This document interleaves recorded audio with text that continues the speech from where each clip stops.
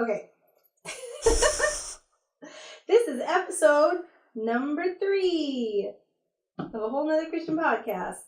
And we're going to talk about prayer, what it means, and if it's weird that people do it. Mm-hmm. And if it's weird that they say that they're going to pray on something. Mm-hmm. So I just wrote a bunch of thoughts about prayer, and I guess we'll go down in order because we don't know how else to do it. I tried to look for articles about prayer for like 2 seconds at work. I have a new job. I'm a little more scared to use the internet while I work there, even though my workflow is actually slower because I get paid more. So there's more at stake. So I didn't try real hard to find interesting articles about prayer. I found one. I'm gonna have to start looking up the articles. Yeah. Because I have breaks. Yeah. I have an hour lunch. That's when I do that stuff usually. Sometimes I do it. I think I texted at lunch today. I found one article. It was from Relevant magazine. Oh. Am I gonna have to bleep out the name of the magazine? Yeah. Okay. You're definitely gonna have to bleep out the name of the magazine. It's from the bleeping magazine. I gotta put it in the links or something so people figure it out. Anyways, and the article itself actually wasn't that interesting. But at least it was about the fact that there are times in the Bible where people prayed and they changed God's mind. But I already knew about them. But it was still, I just thought we could talk about that. So the times it listed was one time when Moses kept God from destroying all the children of Israel when he went up on the mountain. And then while he was gone, the people made a golden calf. And God was like, yeah, I'm going to kill them all. And then Moses was like, no, if you do that, everybody will say, like, you brought him out here to kill him. And then it talked about Abraham when he got God to accept less and less good people in Sodom and Gomorrah in order to save it. Which, whenever I read that story, I always, like, skim. Because he does it, like 5 times. Like, well, what if there were 100? Well, let me say one more. What, 75? Well, one more time. Oh, my goodness. Like it's a reverse auction. I wonder why the angel even wasn't like, listen, I know what you're getting at. Take my bottom offer, take it or leave it. Let's just help the readers of the Bible for like ages to come. And then it talked about when Mary kept bugging Jesus to do a miracle at the wedding, and he turned the water into wine. And she didn't really change his mind. She just like bugged him. Mm-hmm. Oh, and they talked about when Hezekiah was told he was going to die, and he turned his face to the wall, and he prayed and asked for more time, and then God gave him more time and said, like, no, I think it was, and he got quite a bit. I don't remember either. But he got so many more years, so he had time to get stuff in order, and then he did die. I know there was more than one time when when Moses actually got God not to kill all the children of Israel. Yeah. But I don't remember how Happened many at times. least twice. Yeah. Do we think it's interesting that people were able to change God's mind? Or dissuade? I thought dissuade was a better word. Yeah, it is, but I don't know what to do with it. So there are times in the Bible where if somebody hadn't spoken up, God would have done something, but because they spoke up, he was like, oh, okay, yeah. So, we don't really have anything. We just want to. It's interesting. Oh, and then that made me think of a random question, though. Okay, in 1 Samuel, there was a woman named Hannah. She didn't have any kids. Her husband's other wife had kids. She was real sad about it. She went to the temple during a feast. She was praying. Her mouth was moving, but she couldn't hear anything. So Eli the priest thought she was drunk. And he said, why are you here drunk? And she said, I'm not drunk. I'm just upset. I'm praying for a baby. And then Eli said, go in peace. May you get what you're asking for. And then Hannah gets pregnant and has a baby. And that baby ends up being Samuel, who ends up being a much better... He's not really that much better of a priest than Eli. He does the same thing Eli did. He has sons who take advantage of the temple. Is he really a priest either? Or is he a judge? I think he's a judge. That sounds more familiar. Yeah, well, I mean, I'm getting this primarily from that anime Superbook video about Samuel. I guess you're right, though. I don't necessarily even know if he was a Levite. But my question is, was Hannah's prayer heard, or was Eli noticing her, choosing her, and blessing her prayer, what got her prayer answered. Because there were tons of women in Israel who were praying for babies. So why did Hannah, was it the fact that Eli took notice of her that actually got her prayer answered? And I thought that was an interesting question to ask. I think it was the prayer.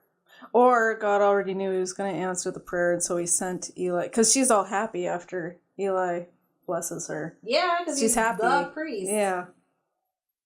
I'm just saying, like, you're right. Maybe God had Eli notice her because he already knew that he had already chosen Samuel, and he knew Samuel was going to come from her. But that's kind of a rabbit trail. Because it takes a long time to explain Hannah's story if it wasn't, if she didn't. Well, it explains the whole situation. If she hadn't had Samuel, they wouldn't have explained it. Yeah, I know. Yeah. But I mean, if the primary thing was there was this woman that was praying for a baby and Eli blessed her, would they have spent that much? Would there have been as much of a narrative reason to spend so much time on the story? What tribe was he from? Ephraim. Yeah. So I guess he wasn't really a priest. And then she names him Samuel, which is mean the Lord hears. Mm-hmm. So that emphasizes the fact that she prayed and asked too. I just wonder if Eli blessing her is what gave her prayer a boost over every other woman who's coming to the temple to pray for a baby. I don't know. Yeah. Is that why it was Hannah and not the other three? Yeah, is that why? Because it does, talk about that. Too. Yeah, because, lots of women were praying for babies, but not all those women had Eli come around and notice them and say, may you get what you want. The other thing I was thinking about was the story that Jesus talks about the widow who's seeking justice, and the judge won't listen to her, so she bothers him and bothers him and bothers him until he finally says, you know what, I don't even care about her case, but she's driving me crazy, so I'm going to get justice for her so I don't have to deal with her anymore. Yeah, isn't that a weird passage? And that's the example Jesus gives us for how we should pray to God. Where is that? I don't know. I don't have my phone. I left it at work. I'm going to try to look it up. Oh, sweet. Are you going to look up under widow or that would judge? Probably be a widow would probably be a better place to start. I like that he told us that story, though. I like that he encouraged us to bother and bother and bother God, because maybe God will. I don't know if we're supposed to attribute that attitude to God about our prayers. But I never thought of that story is given to us an example. Because sometimes when I read the the Lord's Prayer, this is how you pray, I'm like, well, that's not really very relational, is it? It's just like, say this is what this is supposed to be like. You do these things, not necessarily. I don't know. In the early church, they actually did do it word for word 3 times a day or more. I feel like it was. I just heard this somewhere, but I don't remember. In the early church? Yeah. Or in the after everyone who had known was already dead? Like church? early church. And then in the Did the Jews generations pray 3 times that daily? So did they just kind of carry over the practice? Yeah, I think they do. Do. I don't know if it's true. Okay, I'm looking. Well, then my next question is, did they have the Gentile converts pray 3 times daily? That's another good question. I don't know. I'm going to try unrighteous, because judge isn't giving me anything. Oh. And widow? No? No girls on the widow. This is the 21st century. We should have a Google. These things in the back of your Bible are, how often are they ever useful? No, because I don't very often. Really? Yeah. Because it's been a few times for me, but I don't know how many times I've tried to look something up, and there's been nothing there. Unrighteous. That's the I'm word sorry, I forgot my phone. Okay. Anyway. Well, the next thing I had written down actually is, we should probably talk about the Lord's Prayer. And I didn't know that the doxology, which is actually probably my favorite part, was probably added on later. Oh, at the very end. Yeah, because it's not in the oldest. I never heard it called. Matthew. For thine is the power and the kingdom and the. Oh, I've never heard that part of the verse called the doxology before. Mm-hmm. Well, when I was reading today, it said that the doxology at the end. Oh. Yeah. Oh, okay, yeah. So doxology is as a term, not as a proper. Yes. Not as a proper. Not the doxology. But anyways, so the Yep. Lord's Prayer is, Our Father who art in heaven, hallowed be thy name. Thy kingdom come, thy will be done on earth as it is in heaven. Give us this day our daily bread, and forgive us our debts as we forgive our debtors. And lead us not into temptation, but deliver us from evil. For thine. And I think it's power, kingdom, glory. I usually, when I say it, say power, dominion, and glory, because I like God's dominion. I'm excited by the fact that God has complete dominion and supremacy. I like that. Yeah, I don't know that God intended, or Jesus intended us for necessarily to say that prayer every time we pray. It's more like the kinds of, I don't know, I've heard sermons on it. I use it as an exercise, or like a rubric.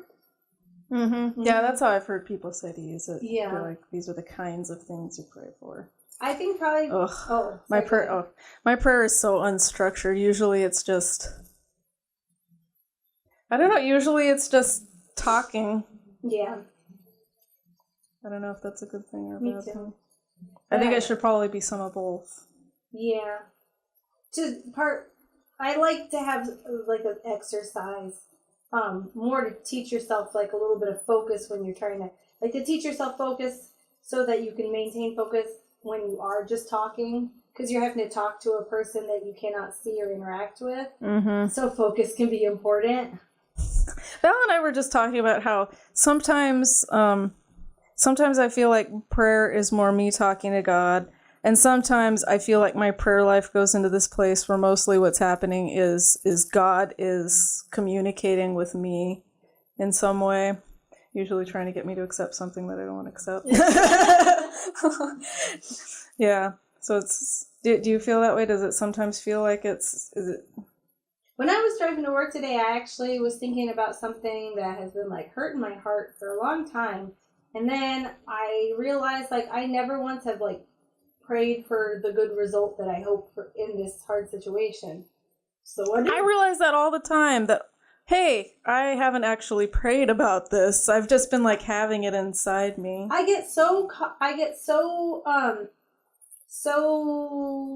absorbed in just like my world outlook, which includes in a big part accepting what comes your way. Yeah, I do the same thing. That I forget I'm allowed to be like, God, this bad thing happened and now there's all this hurt, and I just, could you please like heal the hurt and fix the problems? Mm-hmm. Yeah.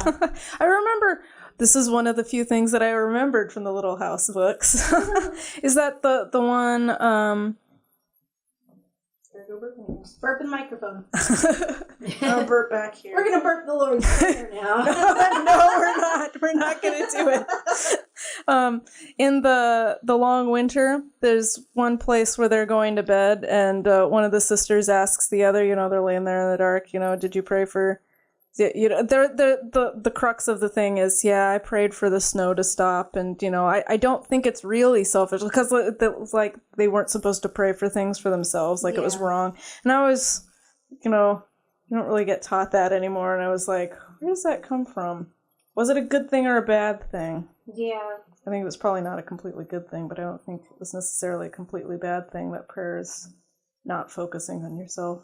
I do try to explain to my children. I'll let my kids pray for whatever they want. Evie never wants to pray out loud. Dixie likes to pray out loud, and it's usually for puppies. And usually that the puppies won't die, and that the puppies won't be scared of the dark, and that the puppies won't be so sad because they don't get to see her every day. They're all good things to pray about. But every once in a while she'll pray for something, and afterwards I'll be like, Dixie, there isn't really a reason to think God cares about that at all. Like, if they're praying and they're like, please let me get this or this for my birthday. It's like, in some ways, Dixie, it'd be bad for you if you got spoiled on your birthday too much. So you gotta realize, I try to get them not to be that selfish about prayer. Well, she's real little, too. She's really little. You can only get so far. She also cries because God won't come and let her give him a hug. That makes me sad sometimes, too. Actually, so I was at we used to do a lot of stuff with this non-denominational ministry called Visions nearby, and I was at one of their Bible studies / prayer meetings once, and this guy was sitting there praying, and he turned and he asked me, what did he ask me? I think he asked me, what do you, what do you want from God? What should I pray for you for? And I was like, I don't know you very well. I'm just going to say what I'm actually thinking. I was like, I want to hug God. And so he sat there for like quite a while, like 10 or 15 minutes in the midst of this like praying and worship thing. And then he turned to me and he said, I think God says to you that you can tell him you love him anytime you want. And then after he said that, I was like, that was what that was about. It was that I didn't feel worthy to tell God that I loved him because my love isn't perfect. Mm-hmm. So I didn't feel like it was good enough to give to him. And so, yeah, it actually... He asked God for what I told him I wanted, and then it was not what I thought I wanted, but... Talking about prayer and talking about faith probably intersect a lot. And I find with myself, when it comes to questions of faith, I have some belief problems. I don't have some faith problems. How can this be? They're different, because sometimes there are a lot of things you believe that God can do. You just don't necessarily believe he's going to do it right now for you. Sometimes I have a hard time believing in God. Okay. Oh. But I never have problems having faith in God, because our brains can do stupid things. But I do think sometimes, I never have a faith problem, but sometimes I also have a hard time. It's like I never have a hard time believing God. It's a really good way of articulating it. I never have a hard time believing God can do something, because I really do think God can do whatever he wants. It's not like I'm ever afraid that but can God really cure their cancer? No, I never think that way. That's a weird way to think, but there are times where it's like I never doubt God could just take care of my problems, and I never doubt that God could completely forgive me, but I have a harder time when it comes to, but why do I think that he's gonna let me off the hook? Mm-hmm. Why would I think he's gonna give me the fast track on this? Yeah. And so that's probably sometimes why I don't pray for it, because I'm like, why would I doubt that he wants to do that for me? Yeah. Because Mm-hmm. So sometimes, and actually a lot of my prayer probably gets wordy just because because you avoid the question. No, because I try to be honest about it, because I remember one time Nathaniel Smith, in an email to me, told me... It's another visions person. That God demands respect, but he also demands honesty. So that's useful. Mm-hmm, so I am trying to be honest when I pray, which makes it more wordy sometimes, because this is really what I mean to say. So this is what I say. I'll say stuff like, God, whatever you're going to do in this, you can do in this. If it seems like it could work out to you, could you please let this work out? But if not, just help me do a good job with what you're willing to do for me. Honesty with God is hard, though, because half the time, or more than half the time, I don't feel like I actually know what I'm feeling. Yeah. And sometimes that's what prayer is about, is you talk about something to God, and eventually it's like, I guess that's more like a lot of things function that way. Mm-hmm. And then all of a sudden you realize, you have to talk it out with God. Or with yourself, in the guise of talking to God. I don't feel like honesty with God is hard for me, but I do think that honesty with yourself can be hard. Actually, I was thinking too about at what point am I really going to start talking to the girls about the fact that God knows everything you do, God sees you all the time, God knows everything that you say or think. I don't want to do it in a weird superstitious mom way, Mommy can't watch you all the time, but God does. I don't want to do that. Like Elf on the Shelf school of God. I don't want to do stupid stuff like that. But I love the fact that God knows everything that I do and everything that I say and all of my bad intentions. I like the fact that... I find that very comforting. When you can't be honest with yourself because you don't know what you're feeling and you don't know all of the processes going on, it's really comforting to know that God does. I think it's useful. Yeah. I think I could see people thinking well, doesn't that make it impossible to really maintain a relationship with somebody who knows all this stuff without you wanting them to? And my answer is no, God's completely in charge of us, and I think he owns us property already. So it doesn't give me any qualms for him to I don't have any privacy rights with him, in my opinion, so that doesn't bother me. And it doesn't make me scared, because God knows every horrible thing that every human being has done. and he still loves them. Mm-hmm. So it doesn't bother me. Yeah. Oh, you know what I was going to say about the Lord's Prayer? Hmm. Actually, my favorite thing about it is that he tells us to call, when we address God, we're supposed to address him as a father. Oh. He doesn't say our God or our Lord or our King or our sovereign master. Our Father. He when he chose what he thought we should address God as, it was our Father. And that's my favorite thing about it. Yeah, I do like that now that you point it out. Okay. So, what do people mean when, like, this happens all the time in, like, churches and Christian families? Like, somebody will have a decision to make, and somebody else will be like, well, go home and pray on it, and then, make a decision. What do they mean? Yeah, maybe this is just a symptom of not having a very good prayer life. But, yeah, I never... It always seems like, okay, but what happens when I do this, when I'm praying about something that I, like, some big decision, is that I pray about it, and then I make the decision. And sometimes it seems like praying changes the way I think I should go or the way I feel like I should go. And sometimes it doesn't.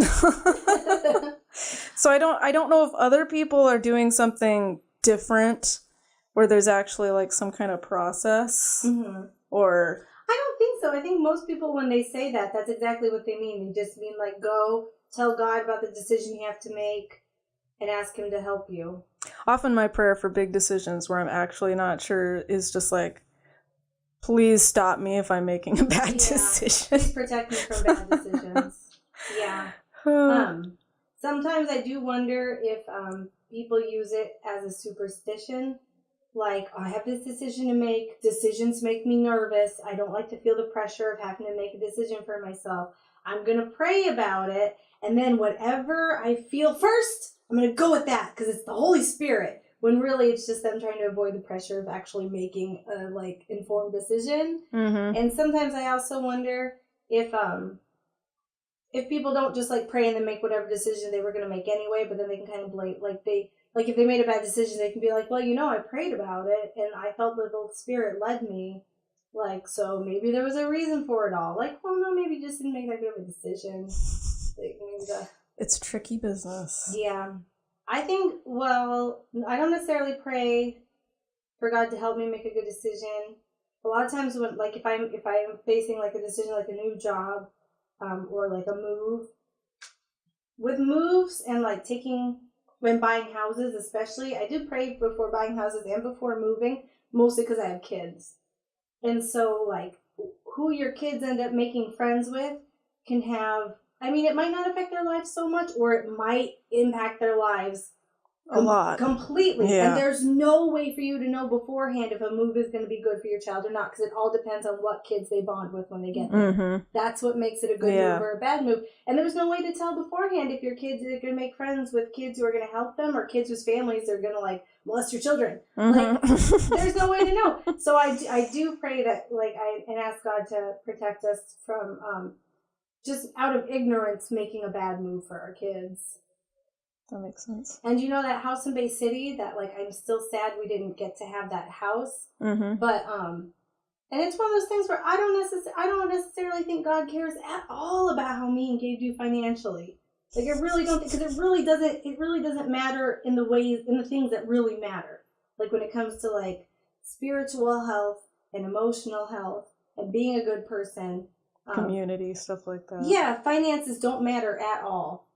But, only as they impact other things. We tried so hard to buy that house, and in the end, it protected us so much financially that we couldn't get it because Gabe would not have been able to leave Michigan Sugar. Oh. And it was ruining Gabe's health. He lost, like, over half his hearing. He hurt his back. It's a dangerous place to work.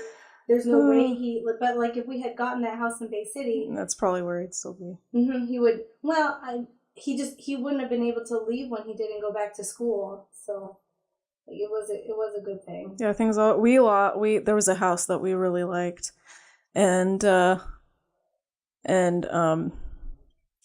we didn't end up being able to buy it. They, like, wholesaled it, and they wouldn't take it out of the lot even though we wanted to buy it, and our agent was really upset at them. But I was so relieved afterwards because now that that we have the house that we do have. It's such a better fit. Yeah. And the other one would probably have, I think God cares about our finances and that our finances affect other things. Yeah. Yeah, you know, and if we had gotten that house, we would have had to sink so much money into it to make it habitable that it would probably have, it would have drained us and more. Yeah. And my health would probably have gone downhill because I don't deal well with situations like that. I guess we're working on that in the prayer life too, slowly but surely. When I make decisions, sometimes even if I'm straight up like, I'm gonna make my own decision, sometimes I will like pray about it more or less just to just out of respect, you know, to be like, I'm gonna take a second to factor in what I think is right or wrong,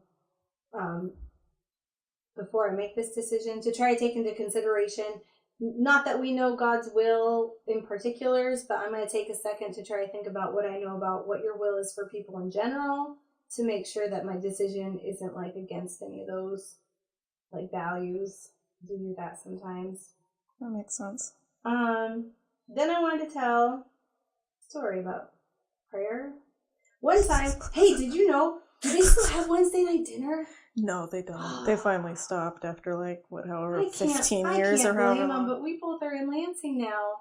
I was thinking the other day, like, there's no reason me and Mark can't go to Wednesday night dinner tonight. I think Val and I went once, and they were gonna stop doing it at a few months later, and that was we didn't have a baby yet, so it would have been at least 3 or 4 years ago. Do you think if we called them and asked them to go out to dinner with us? I bet they would. Like after when we both get out of work. They both work at MSU. Are they both no, Jim's retired. Oh, are they Is Danny retired? I don't know. I didn't know Jim was retired. We should probably not be saying where people work on the podcast. I'm pretty sure they're retired. The Joneses. Anyways. Yes, Hal and Elaine Jones are Hal and Elaine Jones. We're coming at you. We want a dinner date. Oh man, but anyways, one time we were at our friends the Joneses' house who are amazing and used to have a Wednesday night dinner every week, and whoever wanted to come to dinner, and they would sometimes have 50 people at that house, it seemed like. Pretty much all meets. Pretty much all 20-year-olds and or to 30 to upper high school. There were parts of my life where that was the only meat I ate when I was living in Lansing was Wednesday night dinners. They were amazing people. They are amazing people. But there was one week where there was just some guy. Most of the people there were some type of Christian, and there was some guy, and he was talking about, and people talk about, when you pray for healing, you have to have faith it's going to happen. And I know that there are even places in the Bible that say, when you pray, you have to believe in your heart that you're going to get it. So he was talking about how, if you pray for healing, the only reason God won't heal somebody is if you don't have faith. So if you pray for somebody to be healed and they are healed, it's because you don't have faith. And it pissed me off because he was sitting there, and I had two of my friends there. One of my friends, actually, I don't know if she was there. Anyways, at least one of my friends was there. My friend whose father died of a terminal illness when she was a little girl. And they were very religious. I can't imagine they didn't pray at some point for him to be healed. Probably over and over again. Mm-hmm. And then he was talking to me, which at the time my stepdad was still alive, but had a ton of chronic illnesses. Yeah. Diabetes and crazy neuropathy in his feet and heart conditions. He had all kinds of heart attacks. Sleep apnea. Everything was wrong. Some other things. Yeah, everything was wrong. And eventually his health did kill him. But, every time that my stepdad was in pain, which was most nights, and I could hear that he was up, and he used to get horrible coughs, and I knew it hurt him to cough.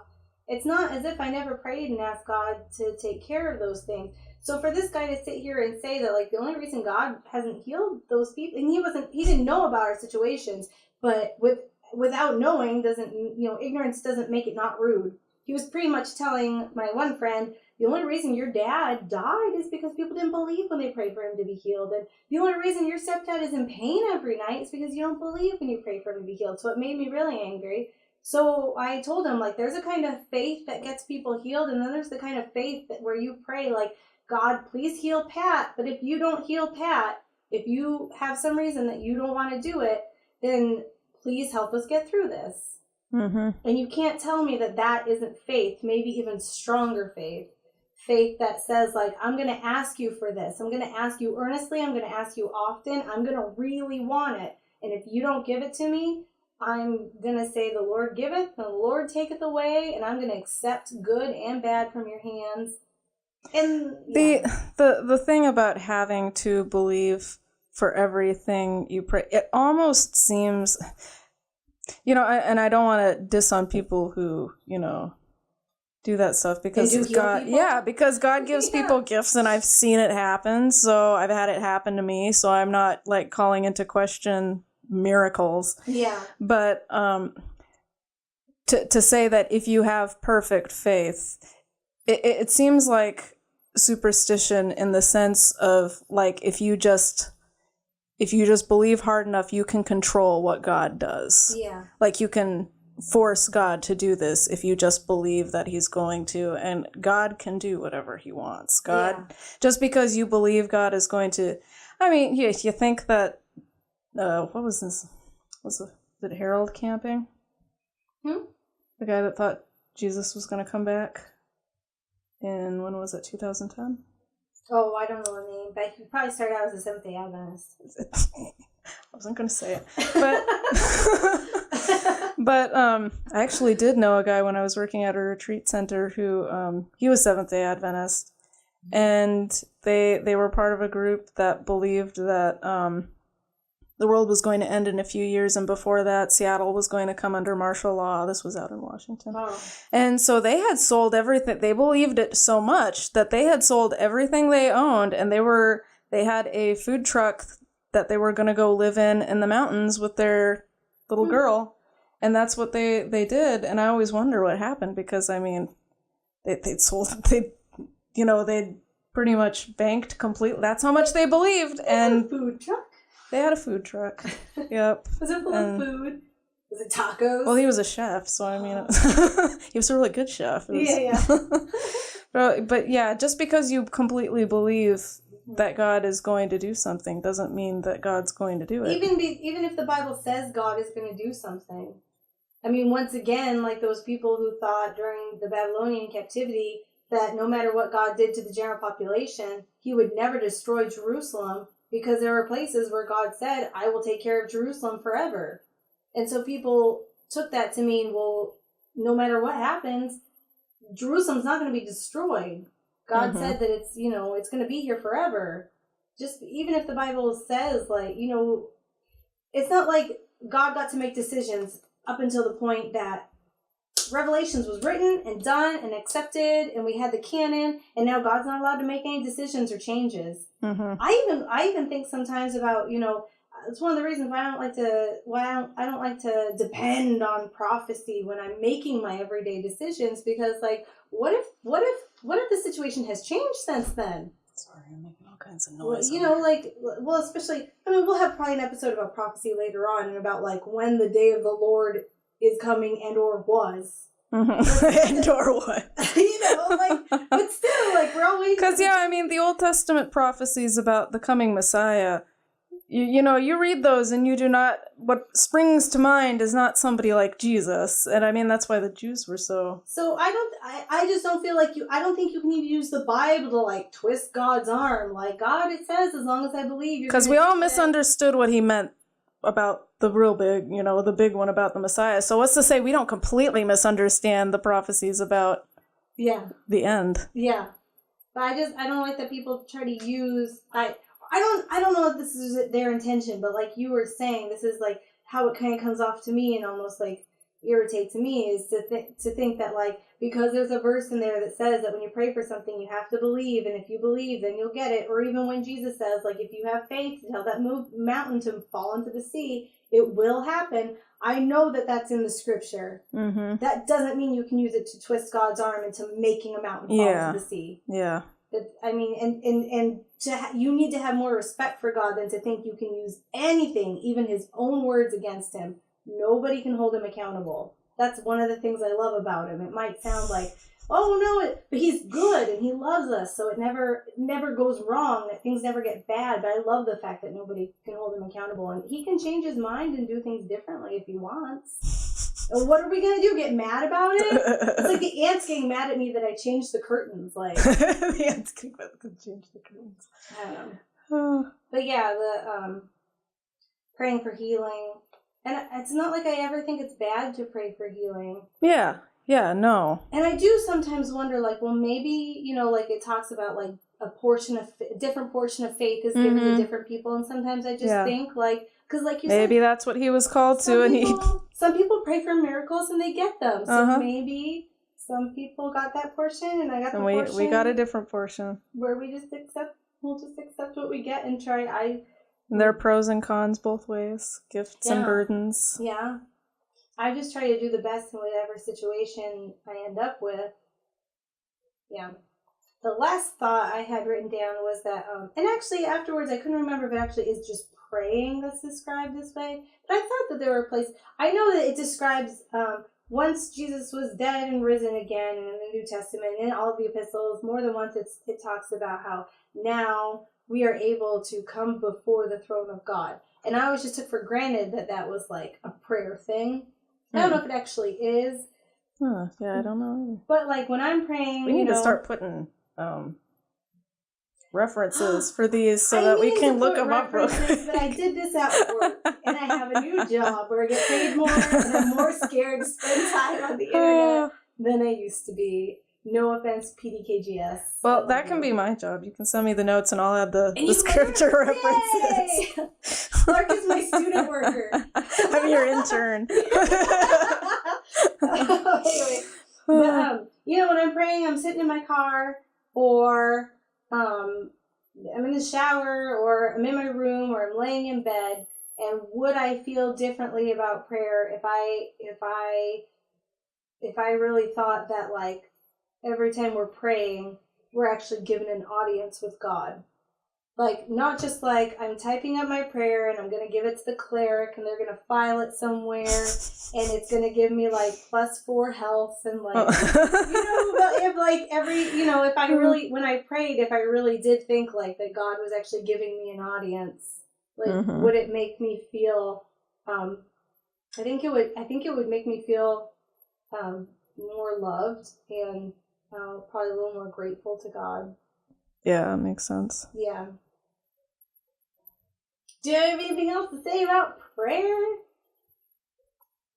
Our church doesn't really speak in tongues. Our church doesn't speak in tongues openly. A lot of people in Church of God say. Really? Yeah. How many that you know? Not people that floated around Springville for a couple of years. No, I'm just counting. I know 3 personally. No, 4.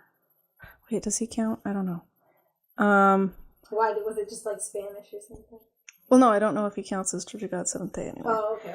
There are a few of them like that. I know of at least 3, and one of them told me that she has actually talked to more, like, older people in the church who, like, it's just not, because, there's been funny stuff that has happened in previous generations with speaking in tongues. Well, I so do know people get sensitive about it. So people keep it quiet. I know of at least one person who thought they were speaking in tongues, and then it ended up being German. And then when someone who spoke German told him what he was saying in German, he realized it was not good. Oh, yeah, we're going to have to do an episode on either the charismatic or glossolalia. That's the word for it. Speaking in tongues. That's a technical term. How do you say it? Glossolalia. I think that's how you say it. I don't think it's glossolalia, because that's... Oh, man. What's that show where all the characters have buttons? It sounds like a La La Loopsy character. La La Loopsy creeps me out. I don't like the way... I've never seen it in my life. But La La Loopsy is like... It's like a Coraline gimmick on top of, like, just a generic stupid kid show. Like button eyes and all that stuff? It's not good if you have button eyes in Coraline. Yeah, I know. So this is like the other side. They're like the evil side. Yeah, but it's basically like, the evil side is just a generic kid show. Sounds about right. I don't think this episode went on and on. I think we were super focused. We still haven't gone... We started out slow because I'm not feeling real great. We haven't gone thrift store shopping to get cool stuff, but we have my sake bottle. These are our aunts. Two of them are aunts. The more browner looking ones. Mm-hmm. That's my good housekeeping thing. Oh, we pulled next week's out of the bucket already. Oh, that's right. Next week is going to be about love, hate, and the filthy liberals. And or demonizing the opposition. Yeah, that's a far more... We need clickbait. That's a... I probably will name it Love, Hate, and the Filthy Liberals. That sounds like a good title. What's this one going to be called? What filthy liberal are you? Me? Yes. Oh, like me personally? Ooh. More than 50. I'm not that filthy liberal. Because I'm moderate, but on a lot of issues I lean left, and then on other issues I lean right. Rachel says that... We'll be on here sometime. Yeah. Maybe soon. Rachel says that I'm always going to be conservative on moral issues, and I'll always be liberal on social issues, and I think that's pretty right. Yeah. What about economic? Don't care? Well, I care, but I've never studied any economics whatsoever, so I don't feel qualified to have an informed opinion, but I think I probably lean left. If they were like, you have to choose a party, I would choose libertarian all day long. So. I used to be libertarian, but I think I've moved away. I think I'm more filthy liberal than libertarians. They're not that filthy liberal. No, they're not. They're kind of right, actually. Kind of. I mean, we just want... Kind of. I don't want the government involved in anything it doesn't need to be involved in, and in anything anymore that needs to be involved. The federal government, anyway. I don't either. I think just our picture of what they really need to be involved in is probably different. Yeah, that's what's different. We have just found the crux of all of the nation's problems. I do think when it comes to like economic policy, sometimes I just think, like, if you don't have all the information, you shouldn't have that strong of an opinion. And I do not have the time to go get all the information. I don't have enough. I feel that way on foreign policy, too. My main feeling on economics is that maybe politicians should listen to more, like, data. Yeah. That's my only and I don't even know much about that. I just feel like they should ask the people who do know. That's all. How did this turn into politics? How did we get here? Because we're talking about filthy liberals next week.